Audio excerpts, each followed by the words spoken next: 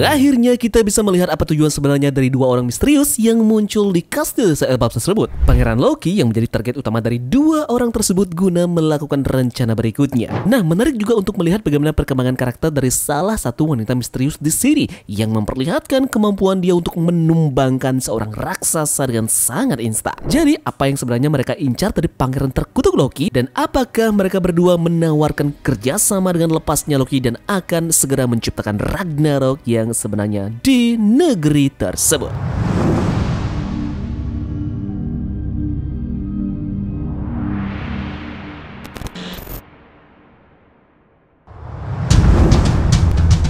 One Piece chapter 1135 kita mendapatkan judul Cangkir Sake Persahabatan. Halaman sampulnya masih melanjutkan cerita dari kisah Yamato. Kali ini dalam volume ke-21. Aku berbeda sekarang dibanding hari itu. Otama terlihat melepaskan dirinya dan meloloskan diri.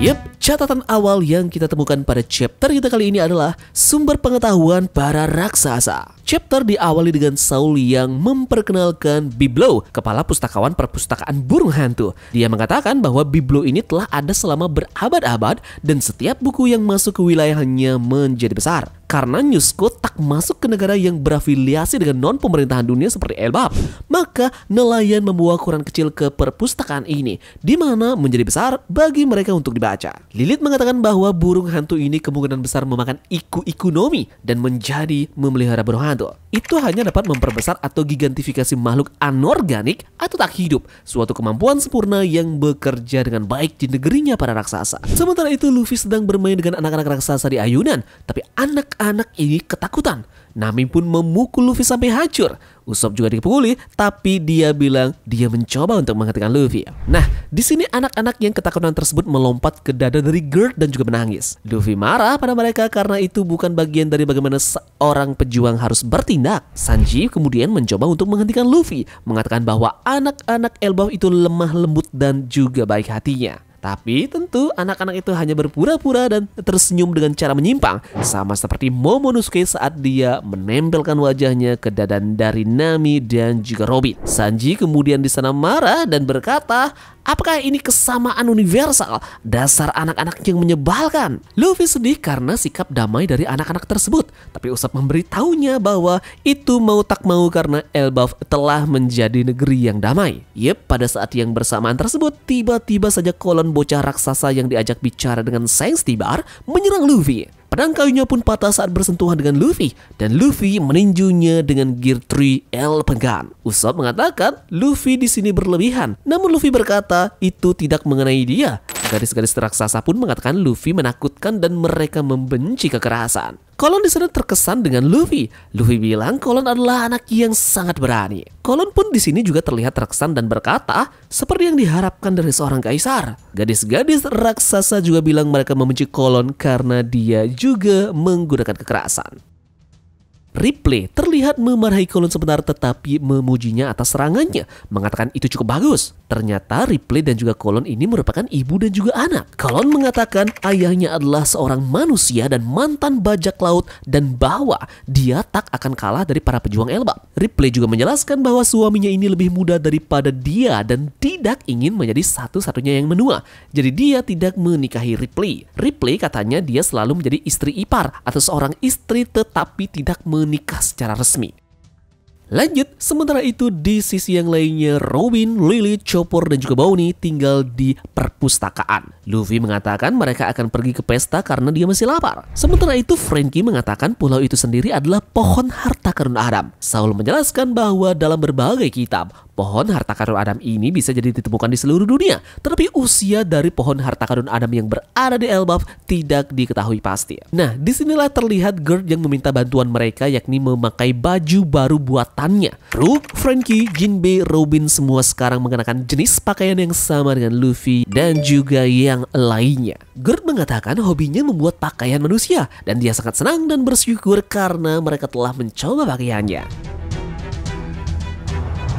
Sekarang kita ke Kastil Aurus yang terletak di sekitar desa Elbap, di mana tempat kedua orang misterius mendarat pada chapter sebelumnya. Nah, di sini ada para raksasa yang bertanya bagaimana mereka masuk dan apakah mereka adalah anggota topi jerami. Wanita itu berbicara mengatakan bahwa mereka sedang mencari seorang pria yang bernama Loki. Para raksasa bertanya mengapa mereka mencari penjahat seperti dia dari Elbap. Wanita itu lantas menanyakan keberadaannya, tapi para raksasa ini mengatakan mereka tak bisa menjawab hal tersebut. Wanita itu tampak melemparkan sesuatu ke arah salah satu raksasa dan raksasa jatuh sambil berteriak kesakitan. Wanita itu kemudian berbicara dengan sikap yang merendahkan. "Hei raksasa, kepalamu terlalu tinggi. Dasar bodoh. Sejak kapan aku mengajukan pertanyaan? Aku sudah kalahkan kau sebelumnya kan untuk menjawab pertanyaanku." Raksasa yang lainnya kemudian bingung tentang apa yang sebenarnya terjadi. Sementara itu wajah pendamping yakni tanda petik kembaran dari Shanks ini tidak diperlihatkan. Kita hanya bisa melihat gagang pedangnya,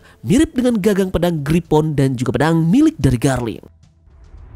Panel lantas terpotong ke desa barat dari Elbap. Pesta telah dimulai. Luffy dan juga Usopp sangat senang dan akhirnya bisa berada di Elbap. Jory, Brogy, Cassie, Oimo, Hairudin dan semuanya mengungkapkan terima kasih kepada mereka karena apa yang mereka lakukan untuk mereka, yakni di Little Garden, Enies Lobby dan juga di Dressrosa. Mereka memuji Luffy karena sudah menjadi kaisar. Mereka juga memuji dia dan krunya sebagai pelaku utama dari insiden negara Wano Kuni yang menjatuhkan Kaido dan juga Big Mom. Mereka pun bersulang untuk persahabatan mereka. Secangkir persahabatan untuk kru bajak laut topi jerami. Nah, di sini Stenson memperkenalkan dirinya pada Luffy, yang pada akhirnya menyadari bahwa Stenson ini adalah raksasa yang ditangkap di Kepulauan Sabaody. Stenson berkata, "Saya merasa itu adalah pekerjaan takdir ketika kami mendengar bahwa kami telah bergabung di bawah tanganmu." Yup, sementara itu kilas balik singkat terjadi tentang Stenson ini. Kita bahkan melihat kemunculan awal dari Stenson di Sabaody. Disebutkan bahwa dia adalah teman masa kecil dari Hairudin. Yup, dan One Piece chapter 1135 pun ditutup dengan Jarul yang tiba di pesta tersebut. Kotak naratornya berbunyi,